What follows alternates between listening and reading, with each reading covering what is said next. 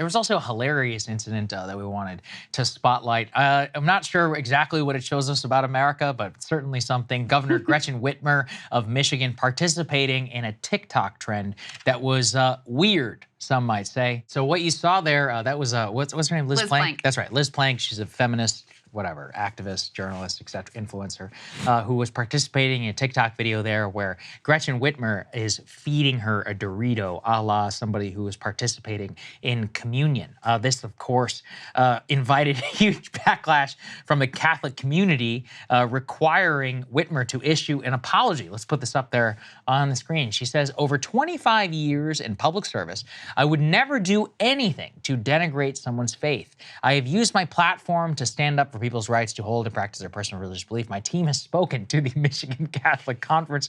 What was supposed to be a video about the importance of the CHIPS Act to Michigan jobs has been construed as something it was never intended to be, and I apologize for that. So that somehow was about the CHIPS Act building semiconductors in the state of Michigan. I'm not even sure, how they got there, I don't get it. I don't understand.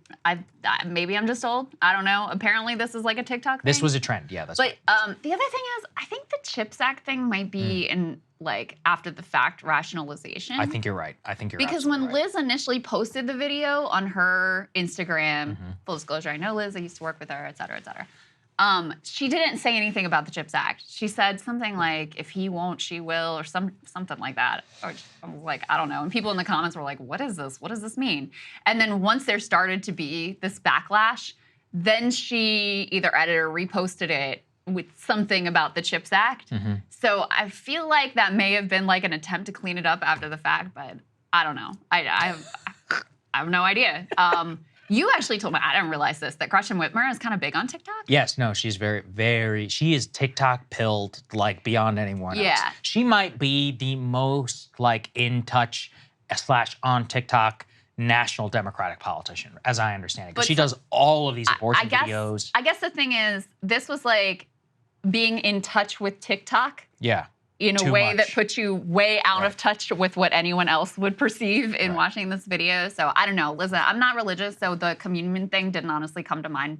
For me, when I first watched it, I just thought like, what the hell? This is weird. I've only been to, I think I've been to a Catholic Mass twice as an attendee, just funerals or weddings or whatever. And even I was like, oh man. I was like, so the caption, by the way, actually did try and play into the CHIPS Act. It said, chips aren't just delicious. The CHIPS Act is a game changer for U.S. tech and manufacturing, boosting domestic production of semiconductors to reduce reliance on foreign suppliers. Donald Trump would put that at risk, is what the caption reads. So I have, again, no idea why that you would participate in this, especially for a quote-unquote CHIPS Act thing. For abortion and for the dances, I get it. Also. I was thinking the same thing. I want to know how this was pitched to her. Look, take my cringe factor out of it. Like when I see these politicians doing these, how do you say it, the Apple dance or whatever? Is that is that Charlie XCX or Chap? I forget. Whatever. That's Charlie. Apple is Charlie XCX. So when they do the Apple dance, I'm cringing, but I'm like, okay, well, they're talking abortion, like, you know, it's whatever. It's not for me. It's clearly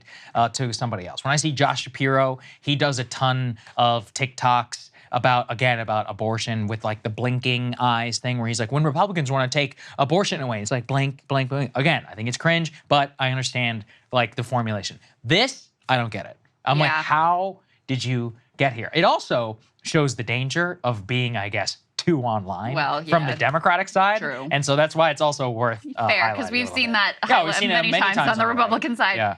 I guess, I mean, this is the era we live in now, right? I mean, it does go perfectly with the conversation we were just having about like podcasts and Rogan and how, like, if you want to reach this demographic, in some ways, the Republican side has sort of leaned into Twitter, like Elon's Twitter, as their sort of vibe and energy. And Democrats have sort of leaned into like TikTok as their vibe and energy this election. And, you know, this is some of the fallout of that, I guess. That's well said. The most substantive point I can make. Well said. Hey, if you like that video, hit the like button or leave a comment below. It really helps get the show to more people. And if you'd like to get the full show ad-free and in your inbox every morning, you can sign up at breakingpoints.com. That's right. Get the full show, help support the future of independent media at breakingpoints.com.